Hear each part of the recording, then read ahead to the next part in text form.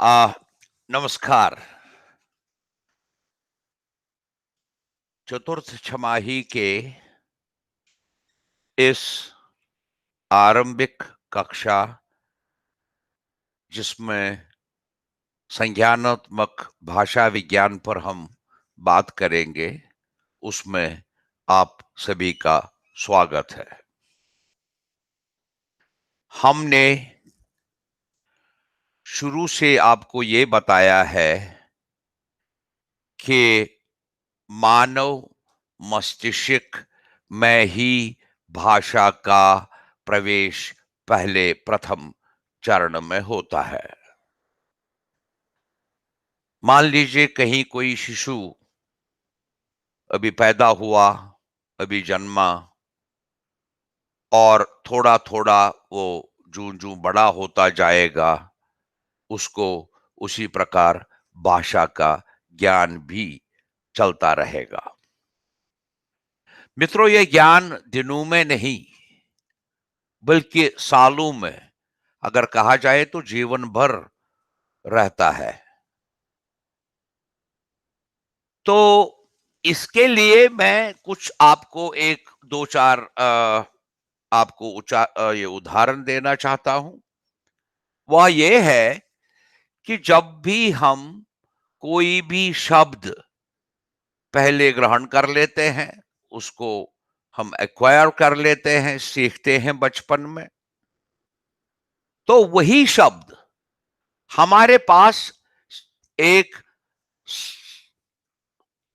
उसमें एक एकत्रित इस तरह के कई शब्द होते हैं। तो उस प्रकार से मैं ये कहना चाहूंगा आपसे कि आप जरा सा इस पर ध्यान दे करके कहिए कि क्या आपको ऐसा प्रतीक नहीं होता कि कोई भी वर्ड जब मैं बोलूंगा, जैसे मैंने बोला पेड़, आपने सुन लिया, आप भली भांति जानते हैं कि पेड़ क्या है। आप ये भी भली भांति जानते हैं कि पेड़ बहुत प्रकार के होते हैं। आप कई चीजें पेड़ के बारे में जानते हैं। आप ये जानते हैं पेड़ के मूल होते हैं, आप ये जानते हैं कि पेड़ की शाखाएं होती हैं, पेड़ पर पत्ते भी होते हैं। मगर जो भी है, आपको जो ही ये शब्द कान में पड़ेगा पेड़, तो आपके मन मस्तिष्क में एक चित्र सा उभर आएगा पेड़ का, जो बिल्कुल क्लियर ना होकर भी हम उसको मन ही मन मस्तिष्क से देख पाते हैं। तो कहने का यहां हम ये भी तात्पर्य निकाल सकते हैं कि होता इस प्रकार से है कि हम हर एक भाषा जो भी है, भाषा के शब्द जितने भी हैं, उनको हम संज्ञानात्मक रूप से भी देखते हैं।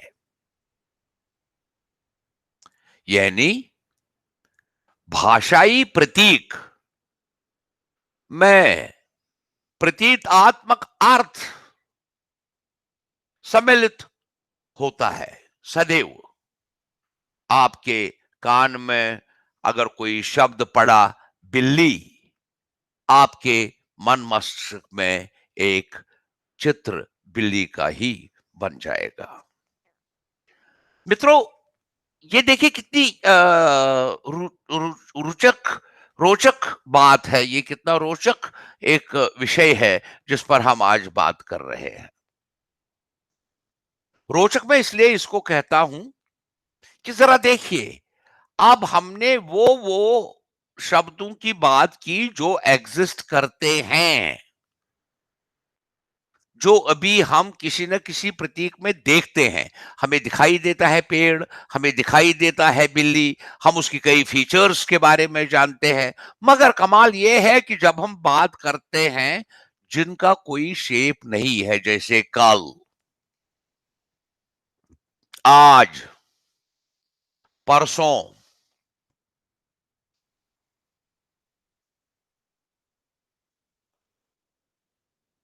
कर्तव्य, इस प्रकार के कई शब्द हैं जिनकी कोई कंक्रीट शेप न होकर भी, कोई कंक्रीट आकार न होकर भी वो हमारे मस्तिष्क में रहते हैं। विश्वास कीजिए, वो भी कोई न कोई प्रतीक बनाकर ही, उसका कुछ न कुछ प्रतीक बनाकर ही मस्तिष्क में बस जाता है या घर कर जाता है सबकॉन्शियस माइंड की तरफ से।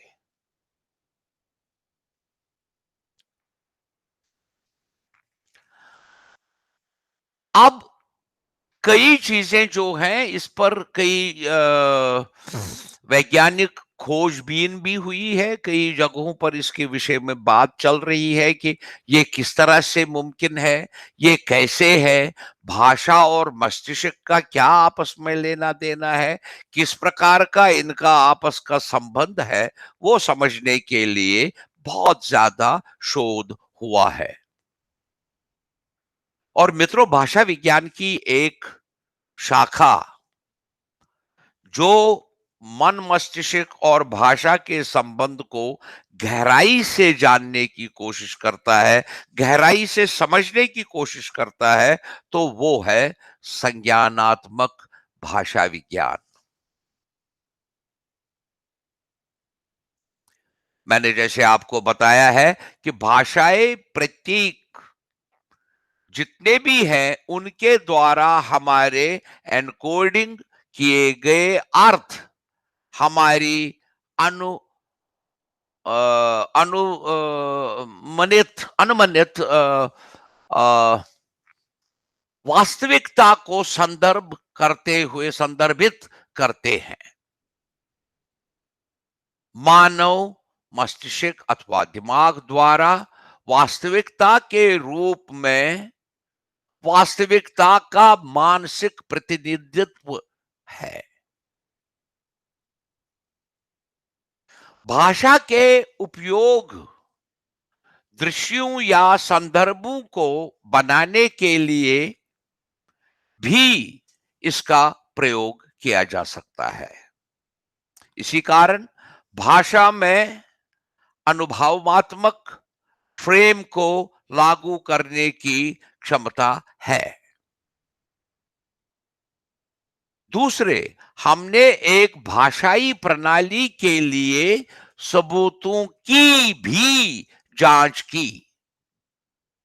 एक पारंपरिक भाषाई इकाई की धारणा का परिचय दिया जो एक मॉर्फीम, एक शब्द, शब्दों का एक स्ट्रिंग या एक वाक्य हो, ये सब इसमें सम्मिलित हैं। हमने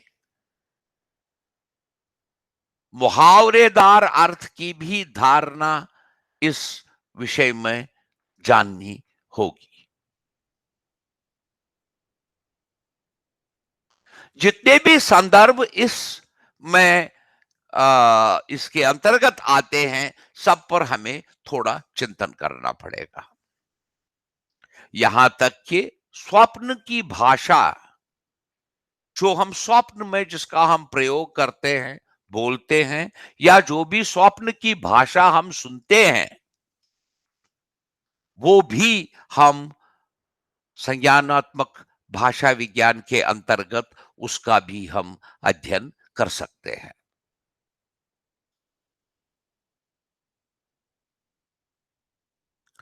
जबकि हम जब शब्दार्थ की बात करते हैं, एक शब्द का अर्थ होता है। हालांकि मैंने आपको पिछले भी कई कक्षाओं में, पहले छमाही की कक्षाओं में मैंने आपको अवगत कराया है कि जो शब्द होता है और जिस चीज को वो रिप्रेजेंट करता है, उनमें आपसी कोई संबंध होता ही नहीं है। ये संबंध आर्बिट्रेरी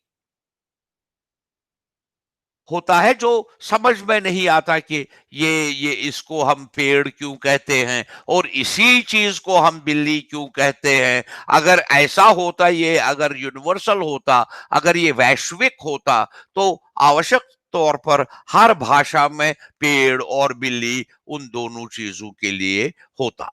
इसका मतलब ये है कि देखा जाए तो जो शब्दार्थ है, शब्दार्थ को अगर हम देखेंगे तो हमें ये थोड़ा सा वो लगेगा कि विरोधाभास लगेगा कि ये फिर शब्दार्थ किसको हम कहते हैं। मैंने फिर बोला आपको, हम कोई भी चीज स्मरण करने के लिए उसको एक प्रतीकात्मक कोई ना कोई चीज अपने मस्तिष्क में जिसकी चित्र जैसी छप जाती है उसको रखते हैं, और इसी प्रकार से हम उसका अनुभव भी करते जाते हैं। जैसे मैंने कहा, इसके अंतर्गत सिर्फ शब्द ही नहीं, शब्द के आगे भी भाषाई प्रणाली अ, की जितनी भी प्रणालियां हैं सब का इसमें सम्मिलित है। जो व्यक्तिगत शब्दों जैसे छोटे निर्माणों को एकत्रित करके प्राप्त किया जा सकता है, वो भी हम इसी संज्ञानात्मक भाषा विज्ञान के अंतर्गत प्राप्त करते हैं।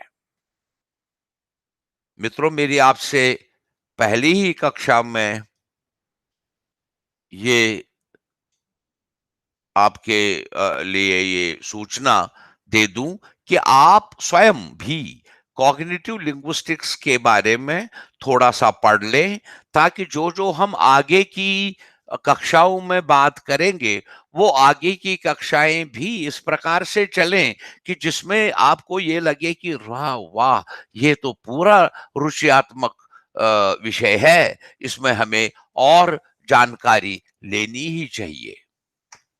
तो आज की कक्षा के लिए मुझे लगता है ये पर्याप्त है आपके इस विचार के लिए, आपकी और जो आप अध्ययन करेंगे इस विषय को, उसके लिए फिलहाल के लिए आज के लिए पर्याप्त है। धन्यवाद और नमस्कार।